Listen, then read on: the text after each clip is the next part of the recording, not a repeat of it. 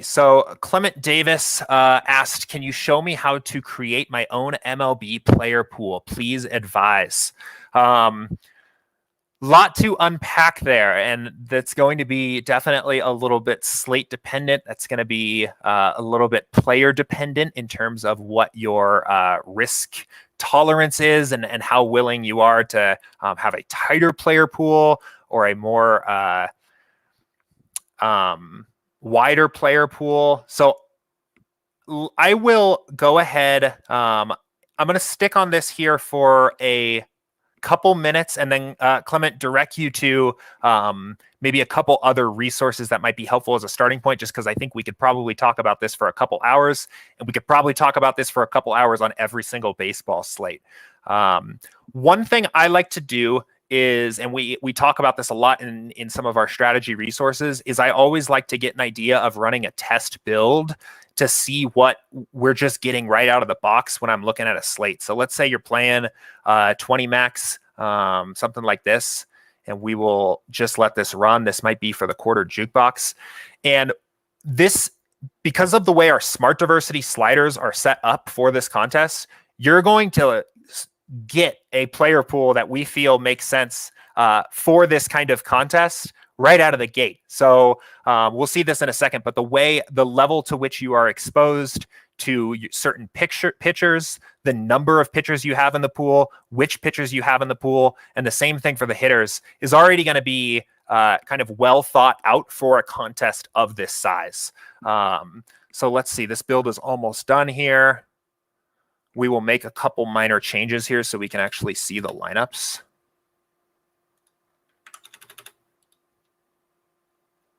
Cool. So let's go ahead and look at our pitching pool.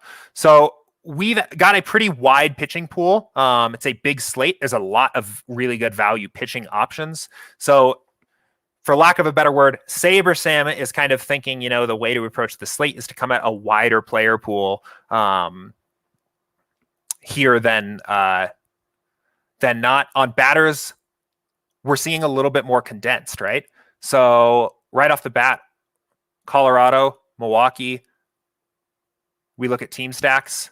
Colorado, Milwaukee, 80%, 55. So what we're really getting just with our test build and what this is saying to me and the way I would start to think about how I was crafting my player pool for tonight is that what the builder wants me to do is it wants me to take a wide approach at pitching. It wants me to get exposure to a lot of different pitching options, but I'm relatively condensed on Colorado, who are playing at Coors, the wind's blowing out, and Milwaukee, who we just talked about earlier before, has a 6-run implied total. I'm sure SaberSim is a little bit higher than Vegas there. That's kind of the way that the builder is approaching the slate. So that's a really great place to start. We have 20 lineups from here, and there's a lot of different directions you could go. Again, at this point, it starts to think about what is your overall risk tolerance, right? If you are a risk-averse player, this might be a little bit too much Colorado exposure. We were talking yesterday about different hitters, and I don't want any hitter can go 0 for 4 pretty easy any night. And we actually see that. Sorry, this is a little bit of a tangent. This isn't a good example, but you'll see most of our hitters, typically the most common outcome for them is going to be 0 or very close to 0, where maybe they get a single or something like that. Which is why, the way we think about our simulation data is so useful, because we're capturing these real game outcomes. But it's a good reason to not want to be overly exposed to any one hitter, right? We have 75% Trevor Story tonight. If he goes 0 for 3, 0 for 4, 1 for 4, even if the Rockies go off and he just kind of has a bad game, you're really exposed to this player. So maybe you want to start limiting some of your exposures to these players. All of a sudden, it's going to push a lot of exposure over to Milwaukee. So maybe we just start popping some of these down. And we're starting to expand our player pool here, right? We're getting a wider player pool. And what just happened? Our pitching pool started to drop, right? So as we widen up our batting options, SaberSim is going to start to condense some of our pitching options automatically, because we are taking what SaberSim feels are maybe less certain batting spots, and it's giving us some more certain pitchers, right?